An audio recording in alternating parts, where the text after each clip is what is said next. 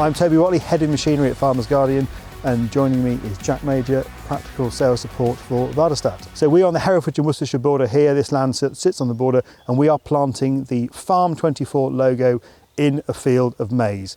And we're able to do that because the drill behind us, which is going up and down, a bit slower than normal to make sure it all goes in right, is using a GPS map. So a map has been loaded into that tractor that knows where the logo is on the field.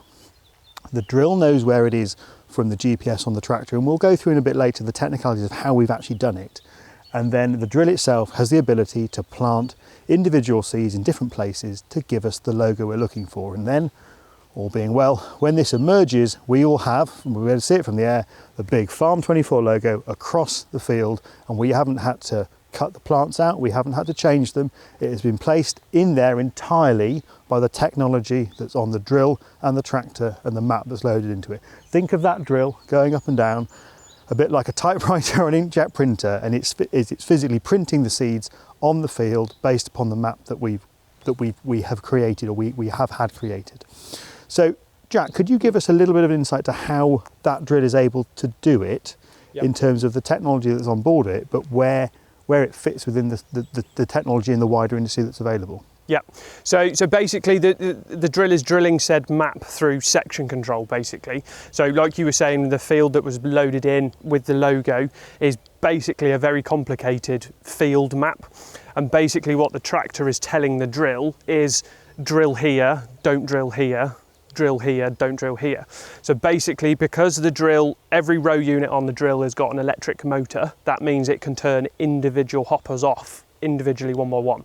And basically that is what the tractor is telling the drill to do.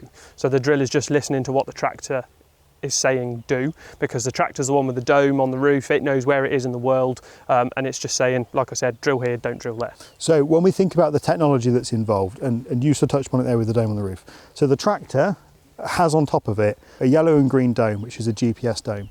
Behind that are two little aerials. That dome has a GPS connection, a bit like which is in your phone, with an additional layer of connectivity that allows it to know exactly where it is to about 20 millimeters. That tractor knows where it is anywhere in the world to that level of detail. So we know the tractor knows where it is with the technology that's on board the tractor. The drills knows where it is with the technology the tractor offers. And then we add into the fact that the row units on the drill will turn themselves on and off, as Jack said, when it comes to what it believes is the edge or not edge of the field. How we've tricked it is we've fed it a map that has the logo as a field boundary. Yep. So normally, as you said, the field boundary, if the operator got to the end of the field, the machine would turn off. Yep. And we've tricked it by putting a boundary in the middle, which happens to be the shape of the word Farm 24. So as we go up and down the field, the drill is turning on and off to print that logo on the field. So there's a third-party company that specialises in making mazes, and I'm sure lots and lots of people have been to a maze that's a maze laid out in a field of maize. It sounds delightful. The system that we're seeing here is a massive change we've seen in probably the last 20 years. From original mazes that you'd have a drawn sketch, a drawn layout that would plot as a scaled position on the field. And if we were doing that here today, we'd drill our field of maize as we see it. We'd have our Farm 24 logo that was laid out, and we'd physically have to go and put pegs in the ground to work out where the different aspects would be, and we would hoe them out to make them fit, and we'd all be out here getting sunburned. Yeah, roguing maize plants. Roguing maize plants getting sunburned would be great. Then the progression went to GPS technology, so we could have a map that we could apply GPS points, and we'd go out with a big Gandalf staff and put it in the ground and work out where these points would be. So we'd be much quicker, more accurate, but we'd still be removing the plants manually. Roll on to today. This technology has a map loaded into, which is a graphic designed map that has been made in a way that suits the boundaries of the field. It's loaded into the tractor. The map was sent digitally to the tractor when it was in the other field. So we were working the other field yesterday. We spoke to the firm that is generating the map. They logged in and they sent the map down to the tractor wirelessly. When Sam pulled into the field here, it comes up and says, "You're in the field, I know where you are, here's your map, get going." Really quite amazing that this technology is available. And none of this is Jack, is unique, is it? This technology you've had on the machine and is entirely capable of doing. Yeah. And from my point of view, I think that we often think about agriculture being sort of behind the curve with technology. And all of this we see here, the GPS control, the digital connection, the ability to write in a crop, is all technology which is available today and is being used in this industry. Yes, we're not using it to write, well, sometimes people are to make maize mazes, but they're using that technology for the accuracy of the machinery and the products that are involved. So Väderstad is a Swedish company based in Väderstad, Sweden, and part of your role is actually communicating feedback from the field to the factory. When we think about how different roles are in agriculture and how often we think of agriculture as being very locally based, very regionally based, you're travelling to Sweden to talk to the manufacturer to give feedback of what you're seeing. Can you give a bit of insight to how that process works? Yeah, so I'm part of what we call our drills competence team, and we normally have a meeting every year, early part of the year, where we get all the other representatives from all the other countries and subsidiaries in as well, and we basically have like a 2-day meeting, and we run through individually how everybody's marketplace is looking, the trends that people are looking for, machinery types, how the market is progressing as a whole, across all the, like I say, the subsidiaries, but also they want, as the factory they want information on the growing trends that people are seeing within agriculture, or for my role more specifically with drills, because they want to be ahead of the curve, keep their mind in the game, so they're constantly innovating and trying to push product development to make things that people are going to want. And the technology wise, like you say, is only getting more and more prevalent, really. Like we say, we're talking about drilling logos into fields. 10 years ago we wouldn't have been doing anything like this. So technology is progressing so fast with what we can do. It's sort of been able to keep up and even push the boundaries of what we can do. All of the stuff that we see running behind us, all of this kit, hasn't come from individuals that have grown up on a family farm.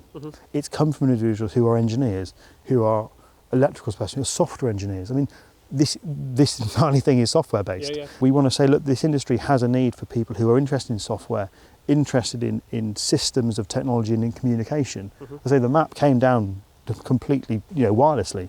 It was a transfer from a login on a portal that we put the map into, sent it down to the tractor, and the tractor received it on the screen and said, you have a new map, you confirm it exists.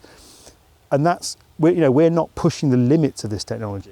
That is used generally in agriculture now all the time, not necessarily just for maps like we're doing today with writing logos, but if you think variable rate maps for general cereals, drillings, those sorts of things, quite often, farm managers will be setting up their rate maps for the coming autumn planting season, and they'll have them all on their laptop, and then they just wirelessly send them straight from their laptop over the internet to the tractor, because normally the tractors have got a 3G modem and a SIM card in them, and they just log straight into the screen. And like you say, you drive into the field and it goes, you've got a task to complete in here. Because when we look to the portal that belongs to this manufacturer and you log into it, we can see the tractor, we see the tractor data, operator hours, where it's doing, what's going on. But it's that detail of saying, from a farm management point of view, you can make those decisions on application rates. So this machine's applying seed and fertiliser. The yellow boxes at the back carry the seed, and the fertilisers in the large tank at the top. If we as a farm manager needed to change that, we can see different soil types. We can apply those changes, send them down remotely, we get that impact. And some of the technology on that drill, which is completely standard in terms of its functionality. Now, something you were talking about earlier is that its ability to measure the load applied to each seed coulter and then adjust automatically based upon the soil type that it sees. Yes. Yeah, so something that we've got on this machine is what we call our Workstation 10, and they're hydraulic row units, so they've got a small ram inside the parallel linkages which is applying or taking weight off the row unit.